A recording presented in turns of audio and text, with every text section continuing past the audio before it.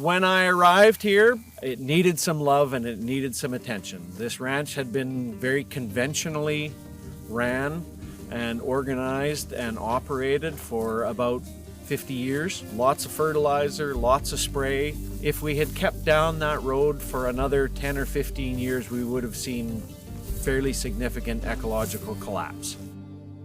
One of the main features of who and what I am is that I want to see land get better. I want to see land improve, and ideally to do it as naturally and as economically as we can. To me, it all starts with the cow and managing the cows with the least amount of inputs.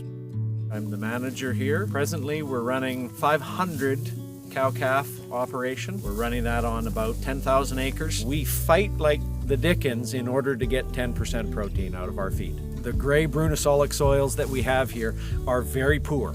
They're not good, rich soils. We get 4 to 5 feet of snow in the wintertime. Average 105 frost-free days. It's very limited, and cost of getting anything here is quite prohibitive.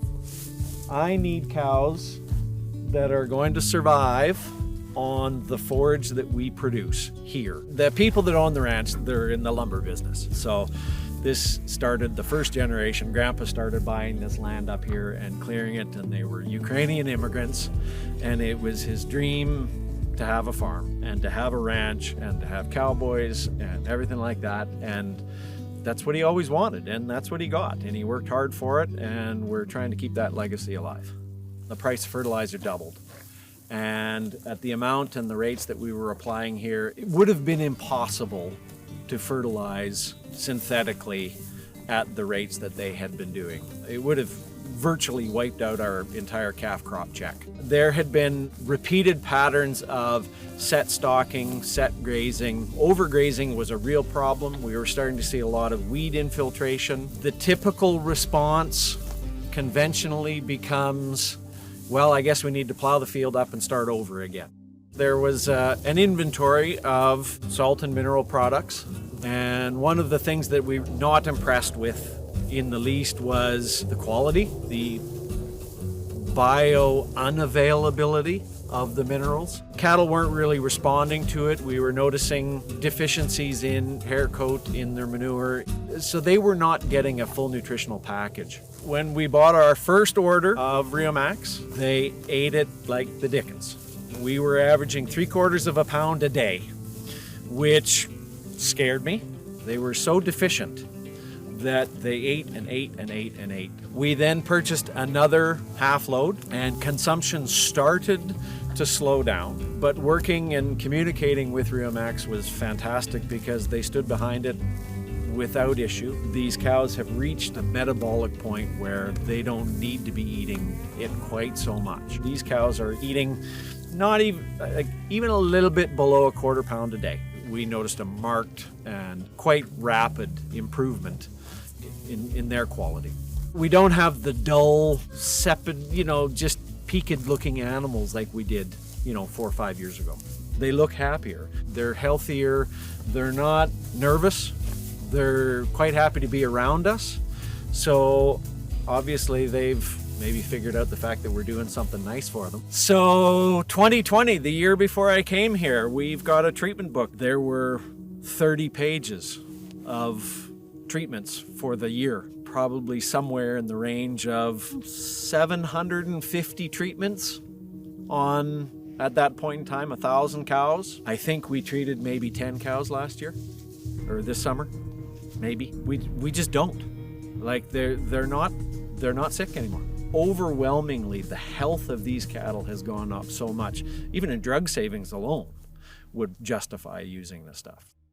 2023, which is an extremely dry and extremely hot summer here, we averaged about 30% of normal production. These cattle were on about a 20% reduction in feed intake. Those tubs paid for themselves in the first year, just in that first winter alone. And the rest of the year, as far as I was concerned, was free money, because it would have cost me well over $100,000 to purchase that much feed that they would have eaten normally. We're starting to see about anywhere between a 10 and 15% reduction in pasture usage with the tubs. which means that we should be able to be stocking more cattle on the same amount of acres. Pasture health is improving dramatically. Conception rates, when I arrived, they were in the high 80s on a 60-day, 2-month breeding window. Given the nutritional factors that are at play in this part of the world, that's about as good as you're going to get. We just finished preg testing last week. We're up to that 90% mark. We've knocked a full cycle off, so we're down to just under 40 days now, and my goal is to get that number down to 25 or 26 days. The Riomax tubs are absolutely a vital part of that. What we've noticed with the younger generation, that age group has grown up with the Riomax tubs, better quality of nutrition, the better quality of health. And as of this year, what we've noticed is that the first and second calvers are weaning calves that are about anywhere from 10 to 15 pounds lighter than our mature cows. The cattle are happier, they're healthier, they're more relaxed, they're not worried about where the food's coming from, which then in turn makes me feel better. I mean, that's why we're doing this. If we're not providing for these cattle, then, I'm in the wrong business. So I look at the way that these cattle are just happily grazing and sitting here with us, and nobody's too upset, nobody's too nervous. We've done a lot, and that just, how could you not be impressed?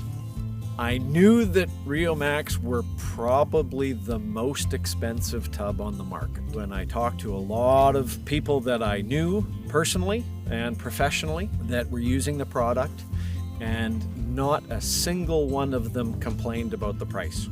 And everybody said that it was worth it. And overwhelmingly, it is not costing us money to be feeding Riomax. Why wouldn't you spend $1 to make $1.50? It's money well spent as far as I'm concerned. I would unequivocally say that it is well worth the investment. Is it the tub that pays for itself? Yes, absolutely.